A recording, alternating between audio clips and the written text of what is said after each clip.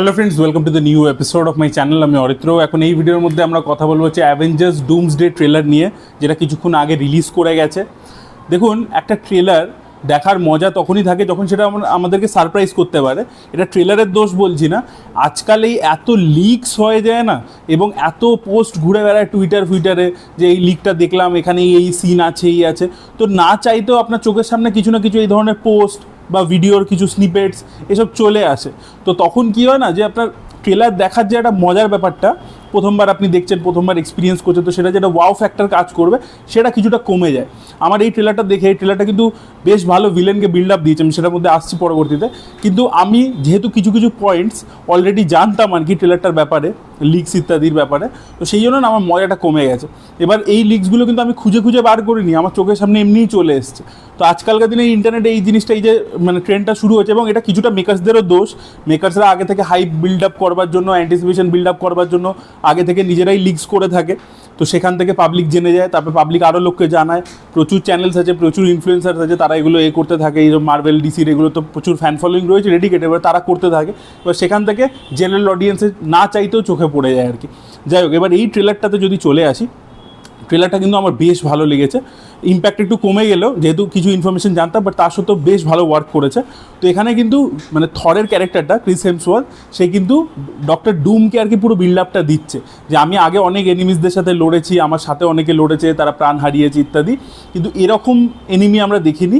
So একে defeat করতে গেলে আমাদের সবাইকে কিন্তু নিজেদের যা যা ডিফারেন্স রয়েছে, যা কোয়ারেলস রয়েছে, সব কিছু শেষ করে আমাদেরকে কিন্তু টিম আপ করতে হবে, একসাথে ইউনাইট হয়ে দাঁড়াতে হবে। আপনারা যদি ইনফিনিটি ওয়ার দেখে থাকেন, সেখানে দেখবেন ফরম্যাটটা এরকম ছিল যে প্রত্যেকে প্রথমে আলাদা হয়ে গেছে, প্রত্যেকের আলাদা আলাদা আমরা মিশন দেখতে পাচ্ছি, তারপরে ফাইনালি ক্লাইম্যাক্সে এসে সবাই গিয়ে ইউনাইট হচ্ছে আর কি। তো সেই টাইপেরই একটা স্ট্রাকচারিং থাকবে বলে মনে হচ্ছে আর কি, যে বিভিন্ন জোন, বিভিন্ন টাইমলাইন থেকে এসে এক জায়গায় একত্রিত হবে, তারা মিট আপ করবে, এবং ইনিশিয়ালি তাদের মধ্যে কিছু ডিফারেন্সেস থাকবে, এবং আলাদা আলাদা জায়গায় গল্পগুলো চলবে, এবং তারপরে গিয়ে এক জায়গায় আর কি কম্বাইন হবে। তো ভিলেনকে বিল্ড আপটা তো দারুণ দিয়েছে, এবং এটা ভিজুয়ালিও ইম্প্যাক্টটা খুব ভালো লেগেছে, কারণ এই স্টর্ম ব্রেকারটা দিয়ে যখন থর চালাচ্ছে ডক্টর ডুমের উপরে। আচ্ছা, by the way, Robert Downey জুনিয়রকে কিন্তু ট্রেলারের মধ্যে একবারও দেখায়নি, এবং আমি এরকম একটা আপডেট পড়ছিলাম যে গোটা ছবিতে রবার্ট ডাউনি জুনিয়রকে কিন্তু মাস্ক পরেই আমরা বেশিরভাগ সময় দেখতে পাবো আর কি। খুব কমই জায়গায় এরকম নাকি আছে যেখানে রবার্ট ডাউনি জুনিয়রের অ্যাকচুয়াল ফেস দেখতে পাবো, এবং রবার্ট ডাউনি জুনিয়রের অ্যাকচুয়াল যে ভয়েসটা আছে সেটাও নাকি তারা ইউজ করবে না সিনেমার মধ্যে, তারা এআই ইত্যাদি ইউজ করে একটু অন্য রকমের ভয়েস আর কি প্রেজেন্ট করবে আমাদের কাছে, যাতে আয়রন ম্যানের থেকে ডক্টর ডুমকে আর কি ডিফারেন্সিয়েট করতে পারে আর কি। তো যাই হোক, যেটা বলছিলাম যে ভিলেনকে এমনি তো ভয়েস ওভার দিয়ে তো বিল্ড আপ দিয়েছেই, এবং তার সাথে যেটা করেছে সেটা হচ্ছে যে যখন ও স্টর্ম ব্রেকারটা চালাচ্ছে, ও দুটো আঙুল দিয়ে জাস্ট ধরে দিচ্ছে। তো ওইটা থেকে বোঝা যাচ্ছে যে ভাই এ এত, মানে এই থ্যানোসেরও বাবা, ঠিক আছে, যে এত সহজে এটাকে আটকে দিচ্ছে এই ওয়েপেনটাকে। তো সেইটা দিয়ে মানে সেই ভিজুয়ালটা ইজ এনাফ টু মানে বিল্ড আপ দ্য ভিলেন। তো এখানে ভিলেনকেই অ্যান্টিসিপেট মানে ওই বিল্ড আপটা দেওয়া হয়েছে। আর অন্যদিকে আমরা দেখছি যে কারা কারা টিম আপ করছে, ওয়াকান্ডার লোকজন রয়েছে, ফ্যান্টাস্টিক ফোর তারা রয়েছে, এক্সম্যানরা থাকবে, শাংচি থাকতে চলেছে, অ্যান্টম্যান রয়েছে, বাকি রয়েছে, আমাদের নতুন ক্যাপ্টেন আমেরিকা বলুন সে রয়েছে, ফ্যালকনের কথা বলছি তো সে রয়েছে। তো সবাইকে আমরা দেখতে পাচ্ছি। প্রথমে শুরুই হচ্ছে ট্রেলারটা প্রফেসর জেভিয়ার্সের যে স্কুল, সেখান থেকে আর কি প্রফেসর জেভিয়ার্সকে আমরা দেখতে পাচ্ছি। তো সেই সব সবাই মানে সবাই যেহেতু এক জায়গাতে এসে মিলবে, তো সবাইকে আর কি দেখিয়ে দিয়েছে যে কারা কারা থাকতে চলেছে এবার প্রোটাগনিস্ট সাইডে।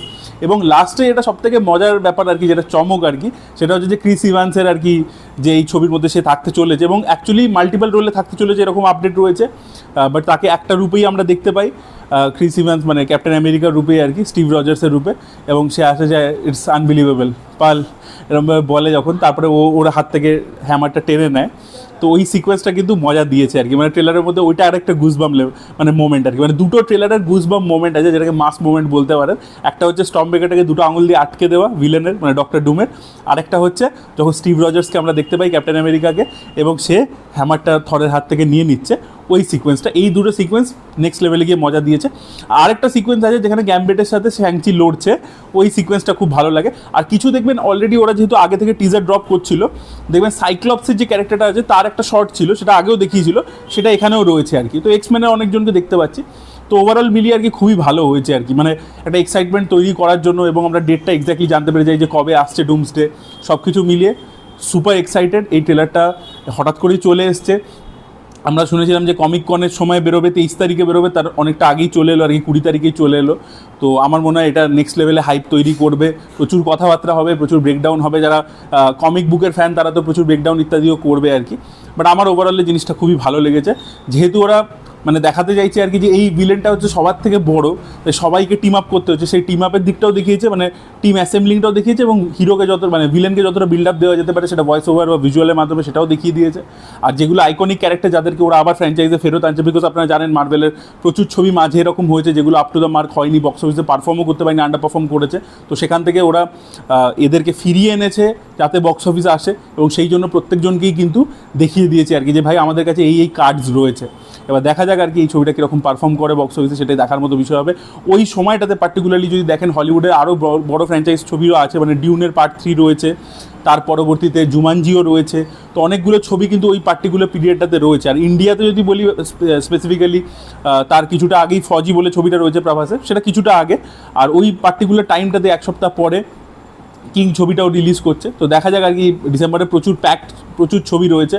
এবার সেখানে ইন্ডিয়া থেকে কতটা ব্যবসা করতে পারে ডুমসডে, প্রচুর হাইপ থাকবে, নেক্সট লেভেলে হাইপ থাকবে, বোঝাই যাচ্ছে, অলরেডি সেটা রয়েছে। এবং আমরা জানি যে অ্যাভেঞ্জার্স এন্ড গেম কী লেভেলে ব্যবসা করেছিল ইন্ডিয়াতে, তো সেটা কতটা মেনটেন করতে পারে, সেই নাম্বারটাকে টপকাতে পারে কি না, সেগুলোই দেখার মতো বিষয় হবে। আপনাদের কী ওপিনিয়ন, আপনাদের ট্রেলারটা কেমন লেগেছে অবশ্যই কমেন্টে লিখে জানাবেন। এই ভিডিওটা ভালো লেগে থাকলে লাইক করুন, শেয়ার করুন, চ্যানেলকে সাবস্ক্রাইব করতে ভুলবেন না। Bye bye.